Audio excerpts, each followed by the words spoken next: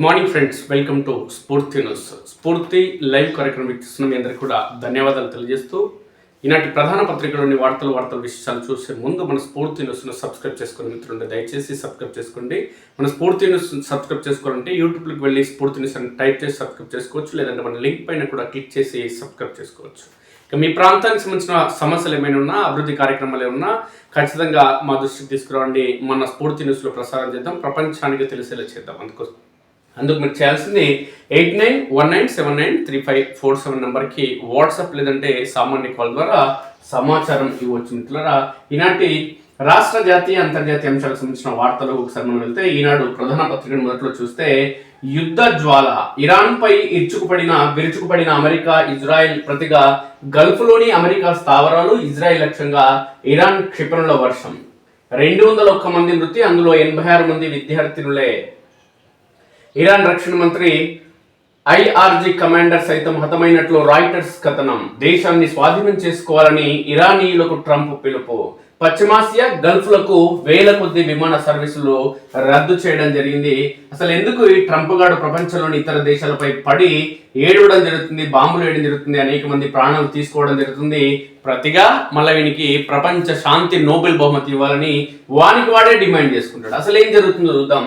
పశ్చిమాసియాలో మరో భీకర యుద్ధం మొదలైంది. గల్ఫ్ అంతటా యుద్ధాగ్ని జ్వాలలు ఎగిసి పడుతున్నాయి. ఇరాన్ లక్ష్యంగా శనివారం అమెరికా, ఇజ్రాయెల్ భారీ దాడులకు దిగాయి. దీనికి ప్రతిగా గల్ఫ్లోని అమెరికా స్థావరాలు, ఇజ్రాయెల్ పై ఇరాన్ క్షిపణులతో విరుచుకుపడింది. ఇరాన్ సుప్రీం లీడర్ ఆయతుల్లా ఖమేనీని అమెరికా, ఇజ్రాయెల్ లక్ష్యంగా చేసుకున్నాయి. ఆపరేషన్ ఎపిక్ ఫ్యూరీ పేరుతో అగ్రరాజ్యం చేపట్టిన ఈ దాడులతో దేశమంతా అట్టుడిగింది. ఈ దాడుల్లో ఇరాన్ రక్షణ మంత్రి అమీర్ నసీర్జాదే, ఇక revolutionary guards commander Mohammad Pakpour మృతి చెందినట్లు రాయిటర్స్ పేర్కొంది. అయితే దీనిపై అధికారిక ప్రకటన వెలువడలేదు. దక్షిణ ఇరాన్లోని ఓ పాఠశాలపై బాంబులు పడడంతో 86 మంది విద్యార్థినులు మరణించారు. వారితో పాటు ఇరాన్లో మొత్తం 201 మంది మరణించినట్లు తెలుస్తుంది. 747 మంది గాయపడ్డారని రెడ్ క్రెసెంట్ వెల్లడించింది. ఇరాన్ ప్రతిదాడుల కారణంగా యునైటెడ్ అరబ్ ఎమిరేట్స్, యుఏఈ ఒకరు మృతి చెందినట్లు పేర్కొన్నారు. ఇజ్రాయెల్లో 94 మంది స్వల్పంగా గాయపడ్డారు. మొత్తం యుద్ధం మొదలు కావడంతో పశ్చిమాసియాకు వేల కొద్ది విమానాలు రద్దు కావడం జరిగింది. అసలు ఏం జరుగుతుంది ఇక్కడ, ఎందుకు ఈ పంచాయతీ గొడవలు, అసలు నిన్న జరిగిన సంఘటనతో ఏమేమి కోల్పోవడం జరిగింది? దేశాన్ని 1979 నుంచి పాలిస్తున్నటువంటి ఇస్లామిక్ నాయకత్వం నుంచి మీ దేశాన్ని ఆధీనంలోకి తీసుకోవాలని ఇరాన్ ప్రజలకు ట్రంప్ పిలుపునిచ్చారు. ఇక ఇరాన్ ప్రజలు తమ తలరాతను తమ చేతుల్లోకి తీసుకునేందుకు ఈ దాడులు చేస్తున్నామని ఇజ్రాయెల్ ప్రధాని బెంజమిన్ నెతన్యాహు వ్యాఖ్యానించారు. దేశం ఇటువంటి దాడులను ఉపేక్షించబోదని, దేశాన్ని రక్షించుకునే సమయం వచ్చిందని, శత్రు సైన్యాన్ని ఎదుర్కొనే అవకాశం వచ్చిందని ఇరాన్ విదేశాంగ శాఖ ప్రకటించింది. రెండు పక్షాలు సమన్వయం పాటించాలని ప్రపంచ దేశాలు పిలుపునిచ్చాయి. యుద్ధాన్ని విరమించి చర్చలు జరపాలని భారతదేశం పిలుపునిచ్చింది. గతానికి భిన్నంగా ఈసారి పగటి వెలుగులోని అమెరికా దాడులకు దిగింది. శుక్రవారం వారాంతపు సెలవు అనంతరం ఇరాన్లో లక్షల మంది శనివారం ఉదయం యథావిధిగా పనులకు, పాఠశాలలకు వెళ్లారు. స్థానిక కాలమానం ప్రకారం ఉదయం 9:27 సమయంలో అమెరికా, ఇజ్రాయెల్ దాడులకు తెగబడ్డాయి. తొలుత supreme leader Ayatollah Ali Khamenei ఇల్లు, కార్యాలయాల చుట్టుపక్కల దాడులు జరిగాయి. దీంతో టెహ్రాన్ వ్యాపార కేంద్రంలోని ఖమేనీ ప్రాంగణానికి వెళ్లే దారులన్నింటినీ మూసివేశారు. ఆ తర్వాత దేశమంతా బాంబుల వర్షం కురిసింది. ఇరాన్ సైన్యం, ప్రభుత్వ నిఘా కార్యాలయాలపై దాడులు జరిగాయి. 8 నెలలు ఇరాన్ పై అమెరికా, ఇజ్రాయెల్ దాడులు దిగడం ఇది రెండోసారి. ఇక కెర్మన్షా, ఖోమ్, కబ్రీజ్, ఇక ఇస్ఫహాన్, ఇలాం, ఖరజ్ ప్రాంతాల్లో పేలుల శబ్దాలు జోరుగా వినిపించాయి.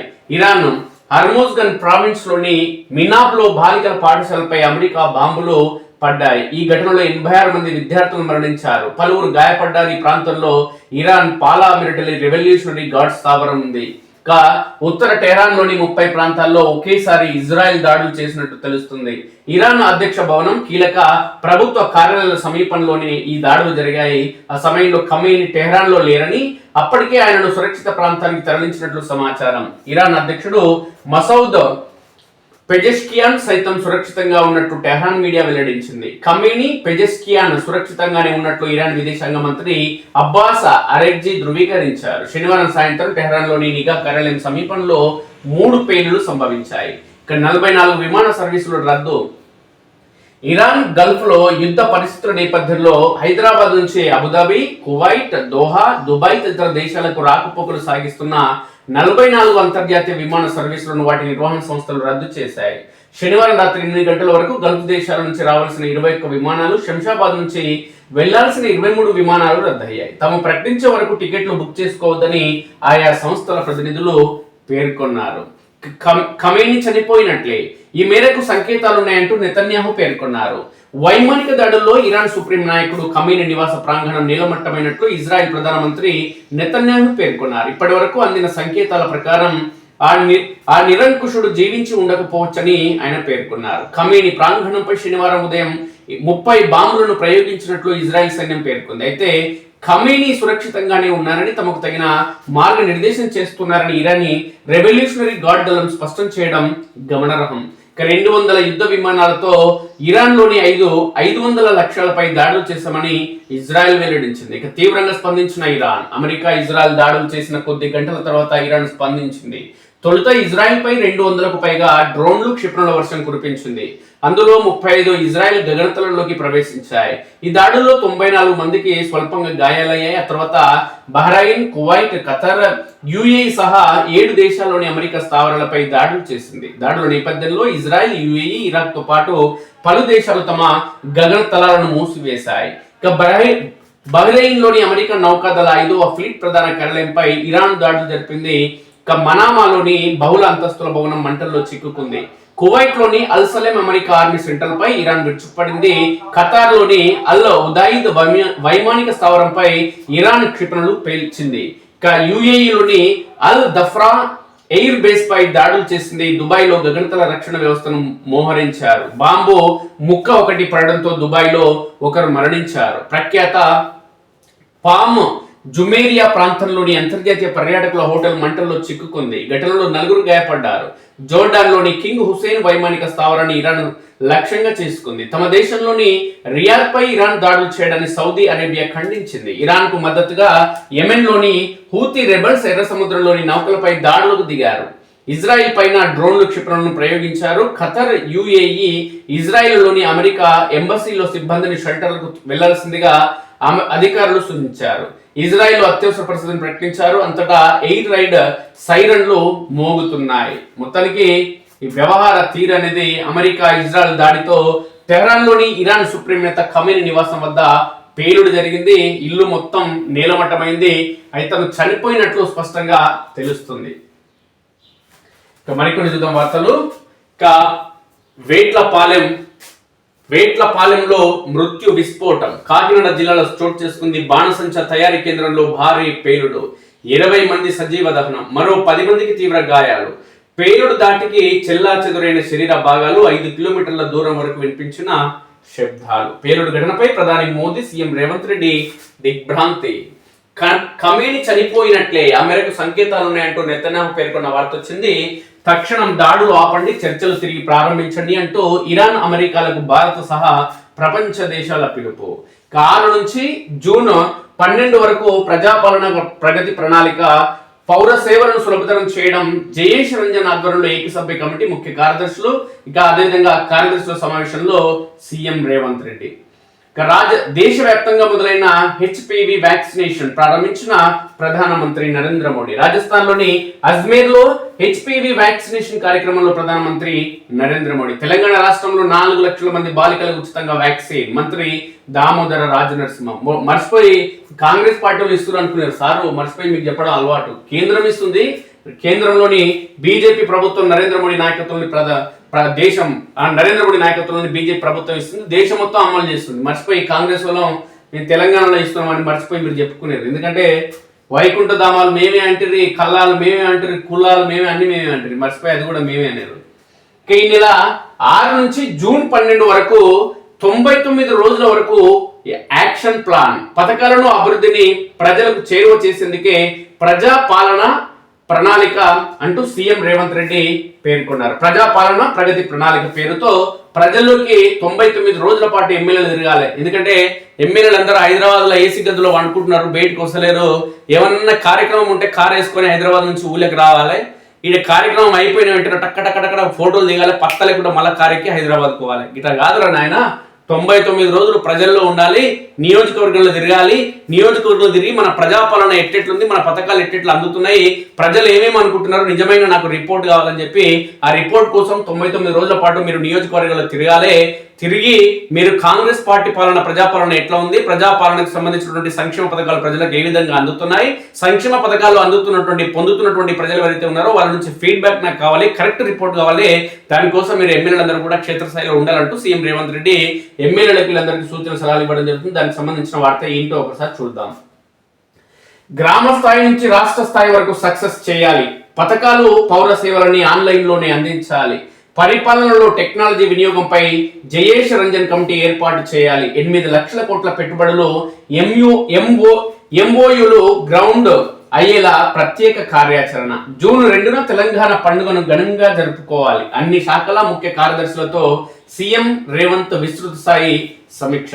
ప్రజాప్రభుత్వం అమలు చేస్తున్న సంక్షేమ పథకాలు, చేపడుతున్న అభివృద్ధి కార్యక్రమాలను రాష్ట్ర ప్రజలకు మరింత చేరువ చేయాలనే సంకల్పంతో రాష్ట్రంలో ప్రజాపాలన ప్రగతి ప్రణాళిక కార్యక్రమం చేపడుతున్నట్లు సీఎం రేవంత్ తెలిపారు. ఈ నెల 6 నుంచి జూన్ 12 వరకు 99 రోజుల పాటు ఈ ప్రణాళిక అమలు చేయాలని అన్ని శాఖల కార్యదర్శులు ఉన్నతాధికారులను ఆదేశించారు. ఇప్పటి వరకు సాధించిన విజయాలను నిజాయితీగా అంచనా వేసుకుని ఎక్కడ లోటుపాట్లు ఉన్నాయో గుర్తించాలని సూచించారు.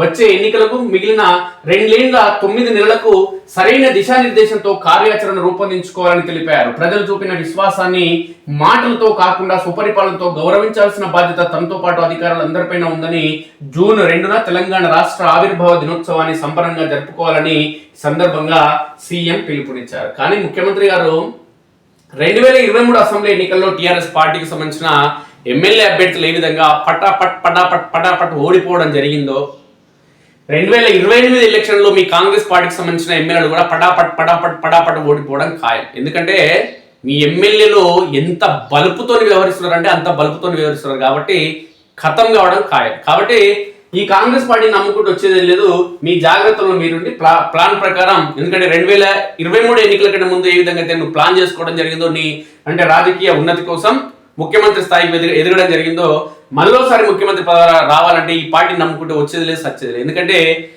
ఎమ్మెల్యేలను నమ్ముకొని, ఎమ్మెల్యే అభ్యర్థులు నమ్ముకొని కేసీఆర్ కీలకతమైంది, దుకాణం బంద్ అయింది, పోయి ఫామ్ హౌస్ లో అనుకున్నాడు.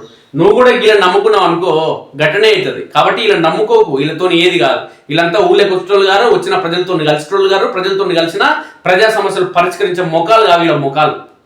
ఎప్పుడు ఏదో కోల్పోయిన వీళ్ళ మొఖాలు, ఏదో కోల్పోయినట్టు, ఏదో ప్రజలకు ఇలా తాత ముత్తాతల సొమ్ము ప్రజలకు రాసిచ్చినట్లు, ఇలా పొలాలు భూములు రాసిచ్చినట్టు, ఇలా ఇండ్లు రాసిచ్చినట్టు ఇలా మొఖాలు వేసుకొని, దిగదుడుపు మొఖాలు వేసుకొని ప్రపంచాన్ని మొత్తం మేమే జయించినాం, తెలంగాణ ఉద్యమంలో మేము డైరెక్ట్ పాల్గొన్నాం, మా ఇంట్లో 1-2 తెలంగాణ ఉద్యమంలో ఆత్మ బలిదానం చేసుకున్నారు, శ్రీకాంతాచారి మాదిరి అన్నట్టు జీవితం మొత్తం ముఖం కోల్పోయినట్టు పెట్టి ఎవడు వార్తలు రాయొద్దంట మీ పార్టీ ఎమ్మెల్యేల గురించి. మీటింగ్ పెట్టి మాట్లాడుతున్నాడు ఒక ఆయన ఈడ.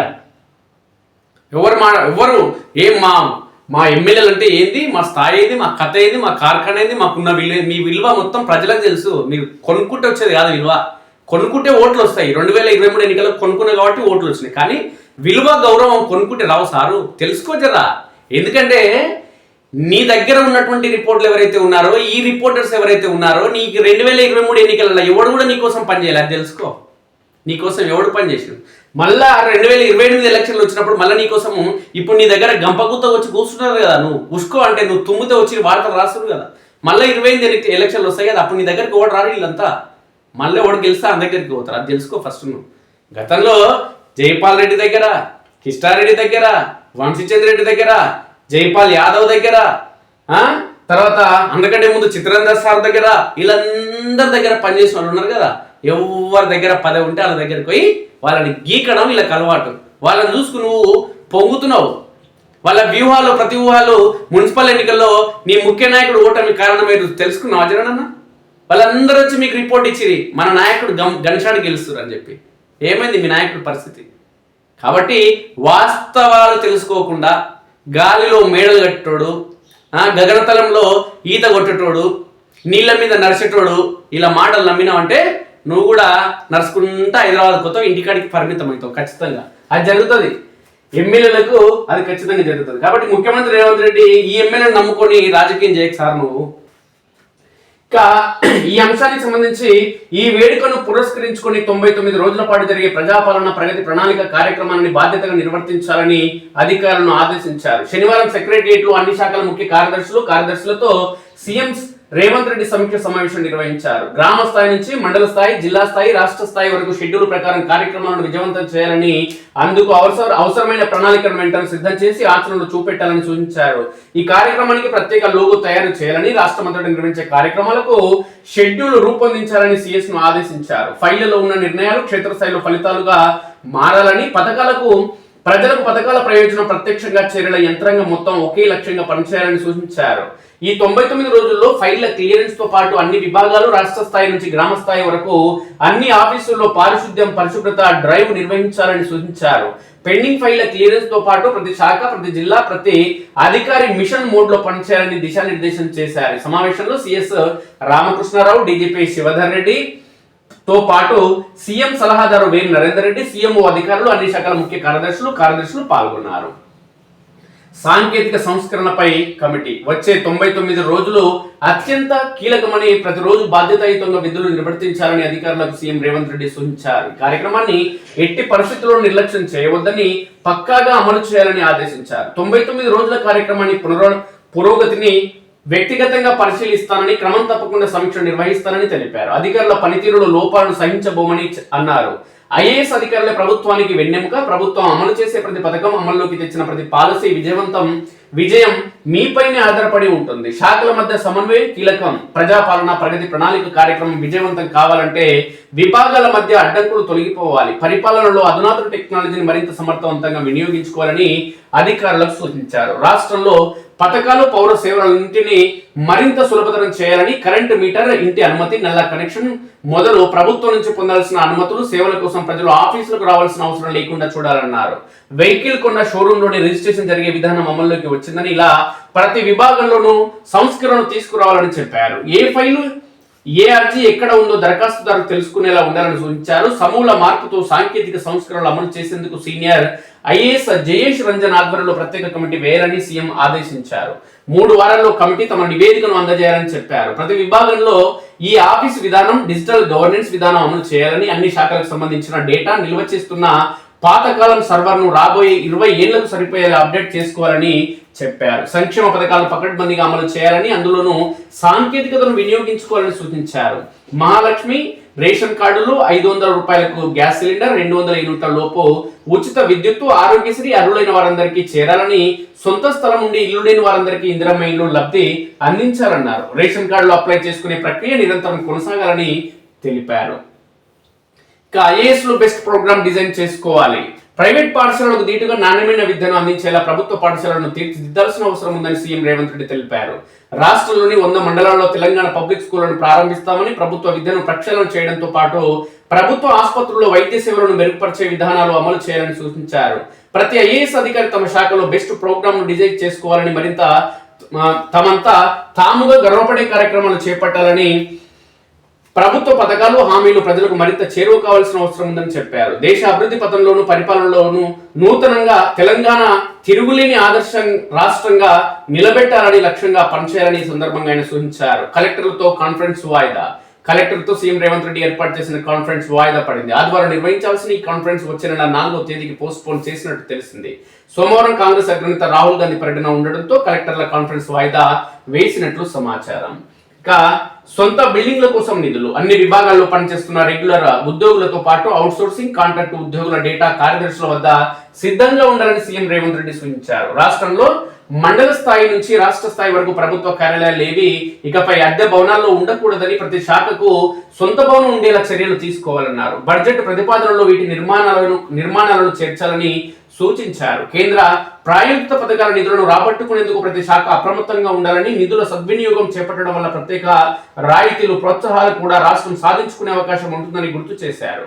హైదరాబాద్ లో నిర్వహించిన తెలంగాణ రైజింగ్ గ్లోబల్ సమ్మిట్ తో పాటు వరల్డ్ ఎకనామిక్ ఫోరం విదేశీ పర్యటనలతో రాష్ట్రానికి దాదాపు 8 లక్షల కోట్ల పెట్టుబడులు వచ్చాయని, ఈ ఎంఓయూలన్నీ ఫలవంతమయ్యేలా కార్యదర్శులు ప్రత్యేక కార్యాచరణ చేపట్టాలని, అది గ్రౌండ్ అయ్యేంత వరకు సంప్రదింపులు జరపాలని ఆదేశించారు. ఈజ్ ఆఫ్ డూయింగ్ ద్వారా ఈ పెట్టుబడులని సాకారం అయితే తెలంగాణ పారిశ్రామిక రంగం ఆశించిన లక్ష్యం నెరవేరుతుందని చెప్పారు. దేశంలోనే ఎక్కడా లేని విధంగా చేపట్టిన ఫ్యూచర్ సిటీ నిర్మాణం అభివృద్ధిపై ప్రత్యేక దృష్టి సారించాలని సంబంధిత అధికారులకు సూచించారు. ఫ్యూచర్ సిటీ దేశ ఆర్థిక స్థితిని మార్చబోతున్నదని తెలిపారు. పారదర్శకత, జవాబుదారితనం, ప్రజలకు కోరుకున్న మార్పును అందజేస్తామనే హామీతో ప్రజాప్రభుత్వం అధికారంలోకి వచ్చిందని సీఎం గుర్తు చేశారు. ఈ రోజుతో ప్రభుత్వం 2 నెలలు పూర్తి చేసుకుందని, ప్రజలు కోరుకున్న మార్పును స్వాగతిస్తున్నారని తెలిపారు. అందుకే వరుస ఎన్నికల్లో ప్రజలు తమ ప్రభుత్వానికి మద్దతుగా నిలిచారని అన్నారు. ప్రజలు ఉంచిన విశ్వాసాన్ని నిలబెట్టుకునేందుకు పునరంకిత భావంతో ముందుకు సాగాల్సిన సమయం వచ్చిందన్నారు. ఇక 10,000 చదరపు కిలోమీటర్ల manufacturing zone. Telangana rising vision లో భాగంగా ప్రభుత్వం రాష్ట్రాన్ని ప్యూర్ రేర్ అనే 3 జోన్లుగా విభజించి దేశంలోని బలమైన ఆర్థిక వ్యవస్థగా తెలంగాణ నిలబెట్టే ప్రయత్నం చేస్తుందని సీఎం రేవంత్ రెడ్డి చెప్పారు. కోర్ అర్బన్ రీజియన్ లో చేపట్టాల్సిన సర్వీస్ సెక్టర్ అభివృద్ధికి ప్రణాళిక రూపొందించుకోవాలని సూచించారు. ఔటర్ రింగ్ రోడ్డు నుంచి రీజనల్ రింగ్ రోడ్ వరకు ఉన్న పెరి అర్బన్ రీజియన్ ఎకానమీకి అవసరమైన మ్యానుఫ్యాక్చరింగ్ జోన్ భవిష్యత్తులోని కీలకంగా మారుతుందన్నారు. దాదాపు 10,000 చదరపు కిలోమీటర్ల పరిధిలో విస్తరించే మ్యానుఫ్యాక్చరింగ్ రంగం దేశానికి ఆదర్శంగా నిలుస్తుందని చెప్పారు. సేవా రంగం, తయారీ రంగంలో వస్తున్న పెను మార్పులను పరిగణలోకి తీసుకోవాలని, శాఖలపైన ప్రతి ఒక్కరికి సంపూర్ణ అవగాహన ఉండాలని అధికారులకు ఆయన సూచించడం జరిగింది. మొత్తానికి ఎమ్మెల్యేలు సరిగా పనిచేస్తలేరు, ప్రజలకు అందుబాటులో ఉండలేరు. కాబట్టి ప్రజల పనులు ఏవైతే ఉన్నాయో, లేదంటే రాష్ట్ర ప్రభుత్వం, కాంగ్రెస్ పార్టీ ప్రభుత్వం చేసినటువంటి సంక్షేమ పథకాలు ఏవైతే ఉన్నాయో ప్రజల్లోకి తీసుకువెళ్ళడం లేదు. సంక్షేమ పథకాలు నిజమైన అర్హులకు అందించడం లేదు. ఎమ్మెల్యేలు రాష్ట్ర రాజధాని హైదరాబాద్ లో ఏసీ గదుల్లో పడుకుంటున్నారు తప్ప ఏసీ గదుల నుంచి బయటికి వస్తలేరు. కాబట్టి 99 రోజుల పాటు ఏసీ గదుల్లో ఉండకుండా ఊర్లలో, మీ నియోజకవర్గంలో తిరగాలి, సంక్షేమ పథకాలు ఏవైతే ఉన్నాయో ప్రజలకు అందించేలా ప్రయత్నం చేయాలనే కోణంలో ముఖ్యమంత్రి రేవంత్ రెడ్డి నిర్ణయం తీసుకోవడం జరిగింది. అంటే ఎమ్మెల్యేలతో పనులు చేయించేందుకు మాత్రమే ప్రజాపాలన ప్రగతి ప్రణాళిక అనే ఒక కార్యక్రమం ద్వారా ప్రజల్లోకి మీరు వెళ్ళండి నాయన, ఎన్నికలు దగ్గర పడి సగం కాలం అయిపోయింది, మీది నా ముఖ్యమంత్రి పదవి సగం అయిపోయింది, మీ ఎమ్మెల్యేల పదవి సగం అయిపోయింది, ఇంకా సగమే ఉంది. ఈ సగంలో మళ్ళోసారి మనకు ఓట్లు వేయాలి, ప్రజల్ని మన వైపు మళ్ళించుకోవాలంటే మీరు జనాల్లోకి పోవండరా నాయన అని చెప్పి, ఈ పోమంటే ఎట్లా వీళ్ళు ఓరు కాబట్టి కార్యక్రమం ఒకటి తీసుకొస్తే ఆ కార్యక్రమాల పేరుతో ఖచ్చితంగా పోవాల్సిన పరిస్థితి దాపురిస్తుంది. కాబట్టి ఈరోజు ముఖ్యమంత్రి రేవంత్ రెడ్డి ప్రజాపాలన ప్రగతి ప్రణాళిక పేరుతో ఎమ్మెల్యేలను ఊర్లలో తిప్పే కార్యక్రమాన్ని ఈరోజు చేపట్టడం జరిగిందని స్పష్టంగా తెలుస్తుంది. మిత్రులారా, భారీగా పెరిగిన బంగారం ధర. అమెరికా, ఇరాన్ ఉద్రిక్తల నేపథ్యంలో బంగారం ధరలు భారీగా పెరిగాయి. హైదరాబాద్ లో 24 క్యారెట్ల 10 గ్రాముల గోల్డ్ ధర ఒక్కరోజే 7,000 రూపాయలు పెరిగింది. మొత్తానికి రేటు 1,73,500 రూపాయలు ప్రస్తుతం బంగారం ధర ఉంది తులం. హరీష్, నీకు విద్యపై మాట్లాడే నైతిక హక్కు లేదంటున్నాడు ఆకునూరి మురళి. 10 ఏళ్లలో సర్కారు బడులను బస్సు పట్టించింది మీరు కాదా అంటూ ఆయన పేర్కొన్నారు. అయితే మంచిగానే ఉంది ఆకునూరి మురళి, ఇప్పటివరకు నీకు మంచిగా ఉండే పేరు. కానీ ప్రభుత్వ ఉద్యోగులకు జీతాలు ఎక్కువనే, జీతాలు తగ్గించాలి, ఇంకా పెంచకూడదని మాట్లాడమే అసలు బాలేదు. అదేవిధంగా ప్రభుత్వ ఉద్యోగులను పర్మనెంట్ చేయొద్దు, టెంపరీగా కొనసాగించాలని అదే విధంగా తీసుకోవాలని చెప్పి నీ రిపోర్టు, పనికిమాలిన రిపోర్ట్ ఇవ్వడం తెలంగాణ సమాజం అంటుంది ఆకునూరి మురళి. ఎందుకంటే నువ్వు ఒక విద్యావంతుని, మేధావి, తెలంగాణ ఉద్యమం కోసం కేసీఆర్ పైన పోరాటం చేసినావు, బాగానే ఉన్నదంతా ఇప్పటి వరకు బాగానే ఉన్న నీకు ఈరోజు ప్రజల్ని నీ వ్యవహార తీరును ప్రశ్నిస్తున్నారు, తప్పుపడుతున్నారు. ఏమంటున్నా, రిపోర్టు ఫస్ట్ పేజ్ కూడా చదవకుండానే తప్పుడు ప్రచారమా? మా టీంలో 6 PhD హోల్డర్ ఉన్నారు, కొనుక్కుంటే మస్తు వస్తాయి PhDలు, 22 మంది ప్రొఫెసర్లు ఉన్నారు, మస్తు వస్తుంది పైరవి చేస్తే. కేసీఆర్ కంటే రేవంత్ రెడ్డి 1000 రెట్లు నయం అని కామెంట్ చేస్తున్నాడు. 1000 రెట్లు నయం ఎట్లయితాడా ఆకునూరు మురళి? తెలంగాణ ఉద్యమకారులు ఓనైనా ఒకరిని రేవంత్ రెడ్డి ఏమైనా ఆదుకున్నాడా? లేకుంటే ఓనైనా ఓరికన్నా తెలంగాణ ఉద్యమకారులకు ఇల్లు కట్టించిందా? లేదంటే తెలంగాణ రాష్ట్రం కోసం ప్రాణాలు అర్పించినటువంటి శంకరమ్మ కుటుంబం, ఏదో శ్రీకాంతాచారి కుటుంబం, ఆయన తల్లిని ఏమైనా ఈ రేవంత్ రెడ్డి వచ్చి ఎమ్మెల్యేని ఏమైనా చేసిందా? మరి 1000 రెట్లు ఎట్లు బెస్ట్ అవుతాడు? భూములు కబ్జాలు చేస్తున్నందుక, దోపిడీ చేస్తున్నందుక, జర్నలిస్టుల పైన కేసులు పెడుతున్నందుక, ప్రతిపక్షాల పైన విమర్శలు చేస్తున్నందుకు చెప్పా, లేదంటే ప్రతిపక్షంలో ఉన్నప్పుడు టీఆర్ఎస్ పార్టీ అవినీతి అక్రమాలు చేసింది వాళ్ళని ఖచ్చితంగా జైలు పంపుతామని చెప్పి అలా పంపకుండా ఉన్నందుక వేరే ఎట్లా మంచోడైతాడా ఆకులు మురళి? మీకు గోరటెంకన్నా ఎమ్మెల్సీ పదవి ఇవ్వనంత వరకు ఏముందంటే ప్రజల కోసం ఆయన పాటలు పాడిండు, చైతన్యవంతం చేసిండు. ఆయనకి ఎమ్మెల్సీ పదవి టపక్కున వేసిండు ఇట్లా కేసీఆర్. కథం నోరు పెన్ను అన్ని బంద్ అయిపోయినాయి. ఇలా ఆకునూరు మురళికి చైర్మన్ పదవి టపక్కున వేసిండు రేవంత్ రెడ్డి. ఇలా ఆయననేమో కేసీఆర్ జై కొట్టిండు గోరటెంకర్ లాంటి అందశ్రీ లాంటి ఇవాళనేమో ఆకునూరు మురళి జై కొడుతున్నాడు రేవంత్ రెడ్డికి. ఇట్లా తయారైన ఆయన మీరు. విద్యా కమిషన్ రిపోర్ట్ ను మూసీలో పడేయండి, మురళిది అర్బన్ నక్సల్ భావాజాలం అంటూ బండి సంజయ్ పేర్కొన్నారు కేంద్ర మంత్రి. టీచర్ల జీతాలు తగ్గించాలడం సిగ్గుచేటు ఆకునూరు మురళి, సిగ్గు తెచ్చుకో అంటున్నాడు బండి సంజయ్. కూల్చివేతల్లో సీఎం రేవంత్ కు గిన్నిస్ బుక్ రికార్డు ఖాయమంటూ పేర్కొన్నాడు. కొత్త వాహనాలపై రోడ్ సేఫ్టీ ట్యాక్స్ ఇవాల్టి నుంచి అన్ని రకాల వెహికల్స్ పై 2,000 నుంచి 10,000 దాకా పన్ను. సుప్రీంకోర్టు ఆదేశాల మేరకు కొత్త చట్టం చేసిన రాష్ట్రం. అట్లా వచ్చిన ఆదాయం రోడ్డు సేఫ్టీ కోసం ఖర్చు రవాణా శాఖకు ఏటా సమకూరనున్న 350 కోట్లు. సాక్షి ప్రధాన పత్రికలు ఏమైనా ప్రధానమైన వార్తలు వచ్చినాయా ఒకసారి మనం చూస్తే, నేడు విండీస్ తో భారత్ సెమీస్ లో చేరాలంటే తప్పనిసరిగా గెలవాల్సిన మ్యాచ్ లో మాజీ ఛాంపియన్ వెస్టిండీస్ తో టీమిండియా తలపడనుంది. రంజీ ట్రోఫీ విజేత జమ్మూ కాశ్మీర్ అంటే ఒక వార్త. యువతలో మానసిక అనారోగ్యం, యువతలో ఉత్పాదకత, భావోద్వేగ స్థిరతను తగ్గడానికి అల్ట్రా ప్రాసెస్డ్ ఫుడ్స్ వినియోగం కారణమని ఒక అధ్యయనంలో తేలింది. ముస్లిం లీగ్ మావోయిస్ట్ కాంగ్రెస్, ఇండియన్ నేషనల్ కాంగ్రెస్ నేడు ముస్లిం లీగ్ మావోయిస్ట్ కాంగ్రెస్ గా మారిందంటూ ప్రధానమంత్రి నరేంద్ర మోడీ విమర్శించారు. పిల్లల లోకానికి పిల్లల్ని కాదు కంపెనీలను నియంత్రించాలని సూచన. ఆన్లైన్ నియంత్రణకు ప్రభుత్వం రెడీ, వయసును బట్టే నెట్లోకి అనుమతి, ముప్పును తప్పించేందుకు ఈ నిర్ణయం లాభం లేదంటున్న నిపుణులు. రేవంత్ వల్లే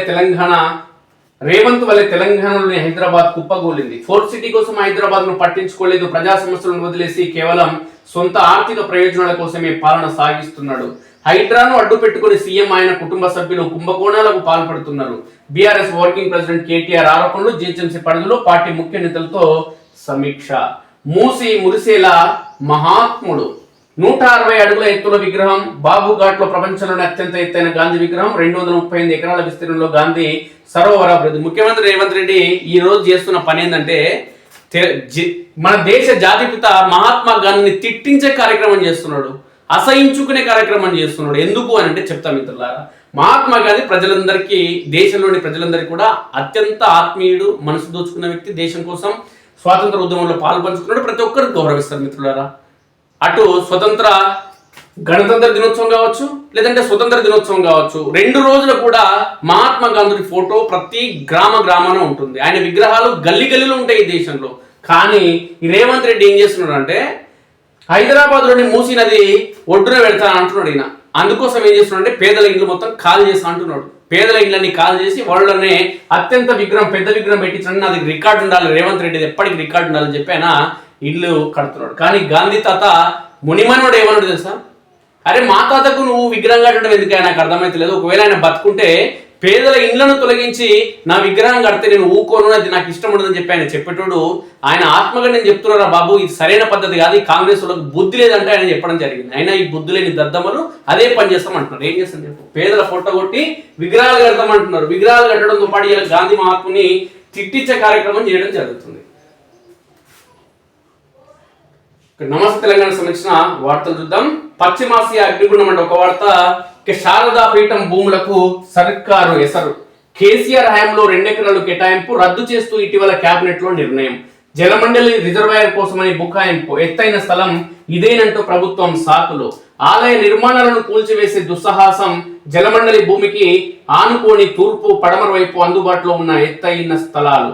అయినా పీఠం భూముల స్వాధీనానికి హడావుడి, నిర్మాణాల కూల్చివేతకు అధికారుల ఉరుకులాట. 50 మంది పోలీసుల బందోబస్తుతో ఉదయమే శారదా పీఠం వద్దకు చేరుకున్న ఆర్డీఓ, తహసీల్దార్. విషయం తెలిసి హుటాహుటిన వెళ్లిన హరీష్ రావు క్షేత్రస్థాయిలో సర్కారును ఎండగట్టిన మాజీ మంత్రి ఎట్లా కూలగొడతారో చూస్తానంటూ బైఠాయింపు, అల్లుడి అనుచరుల క్రషర్ కు 10 ఎకరాల కేటాయింపు బాగోతాన్ని బయట పెట్టడంతో కంగు తిన్న ప్రభుత్వం. విషయం బిడిసికొట్టి యూటర్న్ తీసుకున్న కాంగ్రెస్ పార్టీ జరుగుతున్న పరిణామాలకు తనకు చెప్పలేదంటూ అధికారులపై నెట్టేందుకు సీఎం రేవంత్ రెడ్డి ప్రయత్నం. ఎందుకంటే ఖమ్మం జిల్లాలో ఇల్లు కూడా కొట్టిరని చెప్తే ఆడ తహసీల్దార్ని తొలగించారట, వీళ్ళు ట్రాన్స్ఫర్ చేయాలి, బదిలీ చేయాలి. గట్లనే కాంగ్రెస్ చేసేదేమో వీళ్ళు అధికారుల పైన చర్యలు. ఇక ముఖ్యమంత్రికి తెలియకుండానే సీఎంఓ ఐ&పిఆర్ నుంచి ప్రకటనలు వస్తాయా అంటూ తెలంగాణ సమాజం నవ్వుకుంటుంది. శారద పీఠానికి కేటాయించిన భూమి కంటే ఎక్కువ ఎత్తులో ఉన్న ప్రభుత్వ భూములు నీలిరంగు సర్కిల్లో మార్కు చేసినవి. ఇక పేదలకు మొండి చెయ్యి, అస్మదీలకు అభయస్తం. హెచ్ఎండిఏ భూముల లీజు బాగోతం బట్టబయలు, పేదలకు సెంటు జాగలేదని ఇటీవల సీఎం ప్రకటన. అనుయాయులకు విలువైన భూముల ధారాదత్తం, ఎకరాకు 100 కోట్ల దాకా విలువ చేసే నియోపోలిస్ వెంచర్ పరిధిలో క్రషర్ కు 10 ఎకరాలు కేటాయింపు. అసలు శారదా పీఠానికి సంబంధించిన భూమి ఏమైంది, దీన్ని ఒకసారి చూద్దాం. నిత్యం భూదాహంతో చెలరేగిపోతున్న సీఎం రేవంత్ రెడ్డి సర్కార్ గత కేసీఆర్ ప్రభుత్వం శారదా పీఠానికి కేటాయించిన 2 ఎకరాల స్థలంపై తాజాగా కన్నేసింది. ఇటీవల మంత్రివర్గ భేటీలో నిర్ణయించిందే తడవుగా ఆ భూమిలో ఆలయ నిర్మాణాలను కూల్చివేసి దుస్సాహసానికి ఒడిగట్టాలని భావించింది. నేపథ్యంలో బీఆర్ఎస్ శాసనసభ పక్ష నేత హరీష్ రావు క్షేత్రస్థాయికి వెళ్లి సర్కారు కుట్రపై నిరసన గలం విప్పారు. అదే సమయంలో అల్లుడికి 10 ఎకరాల భూ కేటాయింపు అంశాన్ని ఆయన బయటపెట్టారు. దీంతో అసలుకి ఎసరొస్తుందని ప్రభుత్వం శారదా పీఠం భూ కేటాయింపుల రద్దును ఉపసంహరించుకుంది. జలమండలికి 2 ఎకరాల భూ కేటాయింపును రద్దు చేస్తున్నట్లు ప్రకటించింది. శనివారం రోజంతా జరిగిన ఈ అంశం రాష్ట్ర వ్యాప్తంగా కలకలం రేపింది. రంగారెడ్డి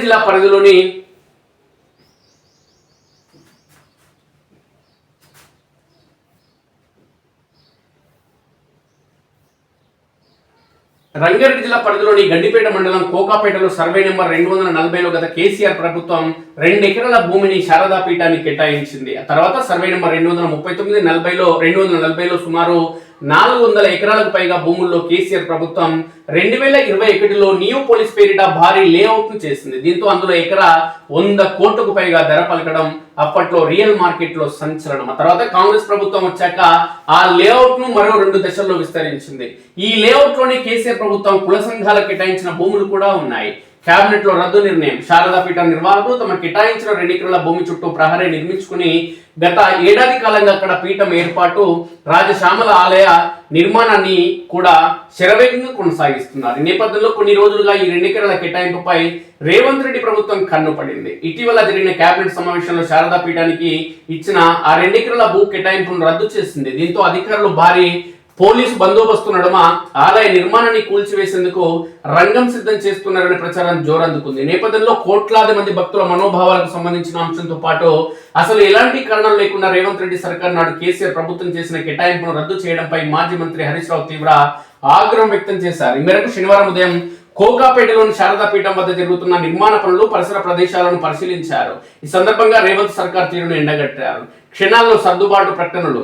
మాజీ మంత్రి హరీష్ రావు కోకాపేటకు వెళ్లి మీడియాతో మాట్లాడిందే ఆలస్యం. ప్రభుత్వం నుంచి ప్రకటన పర్వం మొదలైంది.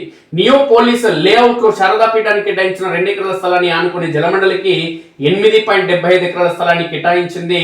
దానిని ఆనుకుని ఓవర్ హెడ్ ట్యాంకు మరో 1.18 ఎకరాలు, హెచ్ఎండిఏ సైట్ ఆఫీస్ కు 0.77 ఎకరాలను కేటాయించినప్పటికీ అదనంగా భూమి కావాలని జలమండలి అభ్యర్థించినట్లుగా ప్రభుత్వ ప్రకటనలో తెలిపింది. ముఖ్యంగా శారదా పీఠానికి కేటాయించిన 2 ఎకరాల భూమి సముద్ర మట్టానికి ఏకంగా 592 అడుగుల ఎత్తులో ఉన్నదని, అక్కడ రిజర్వాయర్ నిర్మిస్తే నగరంలోని అనేక ప్రాంతాలకు గ్రావిటీపై తాగునీటి సరఫరా జరుగుతుందని, అందుకే ఆ కేటాయింపును రద్దు చేసినట్లు తెలిపి సర్దుబాటు చేసే ప్రయత్నం చేసింది. ఇక ఇతర చోట రిజర్వాయర్ నిర్మిస్తే డంపింగ్ కోసం కరెంటు ఛార్జీల భారం అవుతుందని, ఆ 2 ఎకరాల్లో కేటాయిస్తే మాత్రం ఆ భారం తగ్గుతుందనే రీతిలో ప్రకటనలు అన్ని ప్రభుత్వ శాఖల వాట్సాప్ గ్రూపుల్లో వేసి హల్చల్ చేశారు. సర్కారు కుట్రపై హరీష్ నిరసన గలం. మాజీ మంత్రి హరీష్ రావు శనివారం శారదా పీఠం నిర్మిస్తున్న రాజశ్యామల ఆలయం ఇతర నిర్మాణాలను పరిశీలించారు. రాత్రికి రాత్రి వాటిని రేవంత్ ప్రభుత్వం కూల్చివేసేందుకు కుట్ర పన్నిందని నిరసన గలం విప్పారు. దానికి సమీపంలోని ముఖ్యమంత్రి అల్లుడికి సంబంధించిన నిబంధనలకు విరుద్ధంగా క్రషర్ ఏర్పాటుతో పాటు 10 ఎకరాల భూ కేటాయింపుల గుట్టును సైతం హరీష్ రావు బయటపెట్టారు. దీంతో జలమండలి రిజర్వాయర్ కోసమే శారదా పీఠం భూ కేటాయింపులు రద్దు చేసినట్లు కాంగ్రెస్ ప్రభుత్వం రోజంతా సర్దుబాటు చేసే ప్రయత్నం చేసింది. కానీ క్షేత్రస్థాయిలో చూస్తే సాంకేతికంగా అంతకంటే అనువైన ఎత్తైన స్థలాలు ఉన్నప్పటికీ ప్రభుత్వం ఈ కుట్రలు చేస్తున్నట్లుగా స్పష్టమవుతుంది. దీంతో భూ కేటాయింపుల సంగతి దేవుడెరుగు అల్లుడి క్రషర్ భాగవతం బయటకు వచ్చే విషయం బూమరంగ్ అవుతుండడంతో రేవంత్ రెడ్డి ప్రభుత్వం ఉలిక్కిపడింది. వెంటనే సాయంత్రానికి శారదా పీఠం భూ కేటాయింపుల రద్దును ఉపసంహరించుకుని జలమండలికి ఆ 2 ఎకరాల కేటాయింపులు రద్దు చేస్తున్నట్లు ప్రకటించింది. విషయాలేవీ తెలియకుండా కేబినెట్ లో రద్దా? శారదా పీఠం నిర్మాణాల విషయాన్ని అధికారులు తన దృష్టికి తీసుకురాలేదని సీఎం రేవంత్ రెడ్డి అధికారులపై మండిపడినట్లుగా ప్రకటనలో పేర్కొన్నారు. కానీ సీఎం కు తెలియకుండా భూ కేటాయింపు రద్దు జరుగుతుందా? మంత్రివర్గంలో అన్ని అంశాలు పరిగణలోకి తీసుకుంటారు కదా, కానీ సీఎం తనకి ఏమీ తెలియదన్నట్లుగా నెపాన్ని అధికారులపై నెడుతున్నారనే విమర్శలు వినిపిస్తున్నాయి. చంద్రబాబు బాటలోనే ఈ రద్దు నిర్ణయమా? ఆంధ్రప్రదేశ్లోని శారదా పీఠానికి 2021లో అప్పటి వైఎస్ఆర్ జగన్మోహన్ రెడ్డి ప్రభుత్వం 15 ఎకరాల భూమిని కేటాయించింది. విశాఖ పరిధిలోని భీమిలి పట్టణాన్ని ఆనుకుని కొత్త వలస గ్రామ పరిధిలో ఈ భూమి కేటాయించారు. 2024లో అధికారంలోకి వచ్చిన చంద్రబాబు ప్రభుత్వం కేవలం నెలల వ్యవధిలోనే ఆ భూ కేటాయింపును రద్దు చేసింది. ఆ సమయంలో టీడీపీ అనుకూల పత్రికలన్నింటిలోనూ జగన్ రాజగురువు స్వరూపానందేంద్ర స్వామీజీ అడ్డగోలు కేటాయించిన భూములను చంద్రబాబు ప్రభుత్వం రద్దు చేసినట్లు కథనాలు ఇచ్చారు. అంటే అక్కడ వైసీపీని బూచి చూపి పీఠానికి చేసిన భూ కేటాయింపును రద్దు చేశారు. ఈ నేపథ్యంలో వైసీపీకి అనుకూలం, టీడీపీకి వ్యతిరేకమైనందునే కోకాపేటలో కూడా కేసీఆర్ ప్రభుత్వం చేసిన ఈ 2 ఎకరాల భూ కేటాయింపులను రేవంత్ రెడ్డి ప్రభుత్వం రద్దు చేసిందా అన్న అనుమానాలు వినిపిస్తున్నాయి.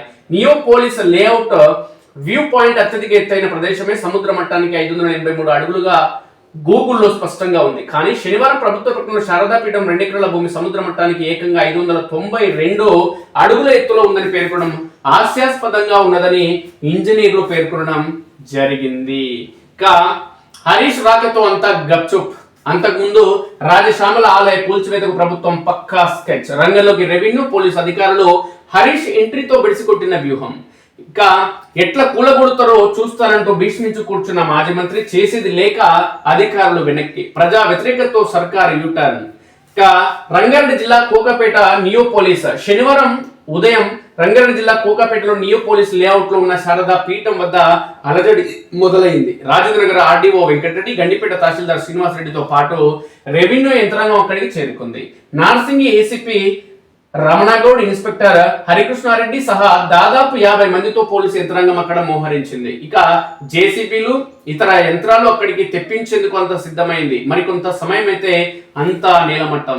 రంగంలోకి మాజీ మంత్రి హరీష్ రావు. కానీ అనూహ్యంగా మాజీ మంత్రి హరీష్ రావు అక్కడికి చేరుకున్నారు. ఊహించని పరిణామంతో రెవెన్యూ పోలీసు అధికారులు అవాక్కయ్యారు. వెంటనే అక్కడి నుంచి జారుకున్నారు. పోలీసు బలగాలు 2 ఎకరాల చుట్టూ ఉన్న ప్రహరీ వెనక్కి వెళ్లిపోగా పోలీసు రెవెన్యూ అధికారులు కుర్మా ముదిరా సంఘాల కేటాయించిన భూముల వద్దకు వెళ్లిపోయారు. శారదాపీఠం ప్రాంగణంలో కలిదిరిగిన మాజీ మంత్రి హరీష్ రావు అక్కడి ఆలయంలో ప్రత్యేక పూజలు చేశారు. లేఅవుట్ లోని ఇతర ప్రాంతాన్ని పరిశీలించారు. అనంతరం మీడియాతో మాట్లాడుతూ రేవంత్ రెడ్డి ప్రభుత్వం పాల్పడుతున్న దుశ్చర్యను ఎండగట్టారు. హరీష్ రాకతో అక్కడ సీన్ మొత్తం మారిపోయింది. అన్ని వర్గాల నుంచి తీవ్ర వ్యతిరేకత మొదలైంది. ప్రభుత్వం జలమండలి రిజర్వాయర్ నిర్మాణం, ప్రజల తాగునీటి అవసరాలు అంటూ ఏదేదో ప్రకటన విడుదల చేసింది. పీఠం నిర్మించిన ఆలయాన్ని కూల్చివేసే దుస్సాహసాన్ని సమాజం ఎండగట్టడం మొదలుపెట్టింది. దీంతో చేసేదేమీ లేక చివరికి శనివారం సాయంత్రం రేవంత్ రెడ్డి సర్కార్ తన నిర్ణయాన్ని వెనక్కి తీసుకుంది. కేబినెట్ భేటీ నుంచి మొదలైన ప్రణాళిక శారదాపీఠం 2 ఎకరాల కేటాయింపుపై రేవంత్ రెడ్డి ప్రభుత్వం దృష్టి సారించినట్లుగా కొంతకాలంగా ప్రచారం సాగుతూనే ఉంది. ఇటీవల జరిగిన మంత్రివర్గ సమావేశంలో ఓ ఎజెండా అంశంగా చేసిన రేవంత్ రెడ్డి ప్రభుత్వం పీఠానికి 2 ఎకరాల కేటాయింపు రద్దు చేసి ఈ భూమిని జలమండలి కేటాయిస్తూ ఆమోదం తెలిపింది. అయినప్పటికీ ఈ విషయం పెద్దగా ప్రచారంలోకి రాలేదు. రెవెన్యూ అధికారులు మాత్రం తమ పని తాము చేసుకుంటూ పోయారు. పీఠం వారికి మాత్రం అసలు ప్రభుత్వ పెద్దల్ని కలిసే అవకాశం కూడా ఇవ్వనట్లు తెలిసింది. అనూహ్యంగా మాజీ మంత్రి హరీష్ రావు రావడంతో అటు ప్రభుత్వం ఇటు అధికార యంత్రం ప్లాన్ ఒక్కసారిగా బెడిసి కొట్టింది. ఎందుకు ఈ పనులు చేసేది?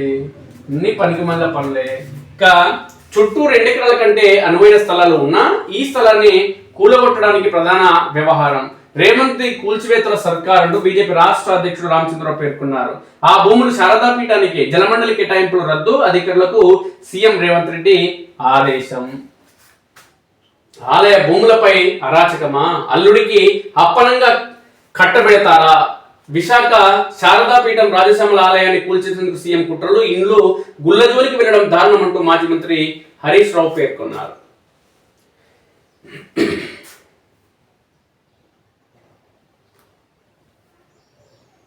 వేగవంతంగా ఎస్ఎల్బిసి పునరుద్ధరణ భద్రతపై ప్రత్యేక దృష్టి అంటూ లేఅవుట్ నుంచి 20 మీటర్లు పూర్తి అత్యాధునిక పరిజ్ఞానంతో తవ్వకాలంటూ నీటిపారుదల శాఖ మంత్రి ఉత్తమ్ కుమార్ రెడ్డి పేర్కొన్నారు. ఈయన పదేమతో అయిపోయే వరకు అది అయ్యేటట్లేదు పాపం. ఇక కాంగ్రెస్ వర్సెస్ బీజేపీ. అచ్చంపేట నియోజకవర్గం బల్మూరులో టెన్షన్. గ్రామ కంఠం భూ వివాదంతో కాంగ్రెస్ బీజేపీ నేతల మధ్య రగడ. తహసీల్దార్ కార్యాలయంలో ఎంఆర్ఓ ముందే మాజీ ఎంపీటీసీపై దాడి చేసిన ఉప సర్పంచ్ అరెస్టుతో బల్మూరు బంద్కు బీజేపీ పిలుపు. ఏం జరిగిందో ఒకసారి చూద్దాం.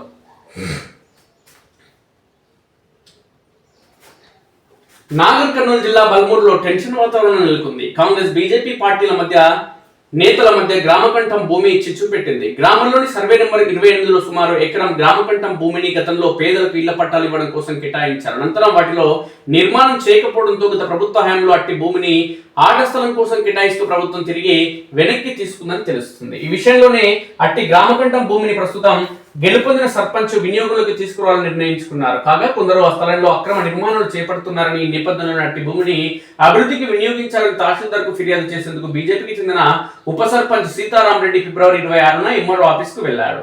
కానీ అప్పటికే కాంగ్రెస్ పార్టీకి చెందిన మాజీ ఎంపీటీసీ ఖదీర్ అక్కడ ఉండడంతో ఇరువురి మధ్య మాట పెరిగింది. దీంతో తహసీల్దార్ శ్రీకాంత్ రెడ్డి ముందే ఆయన ఛాంబర్లోని ఖదీర్ పై శ్రీకాంత్ రెడ్డి దాడికి దిగాడు. వద్దని వారించినా నిలువరించినా వెనక్కి తగ్గకపోవడంతో తన విధులకు ఆటంకం కలిగించారన్న ఉద్దేశంతో తహసీల్దార్ పోలీసులకు ఫిర్యాదు చేశారు. కేసు నమోదు చేసుకుని పోలీసులు సీతారామరెడ్డిని అరెస్ట్ చేసి రిమాండ్ తరలించారు. ఈ ఘటనతో బల్మూరు మండలంలో ఉద్రిక్త వాతావరణం చోటు చేసుకుంది.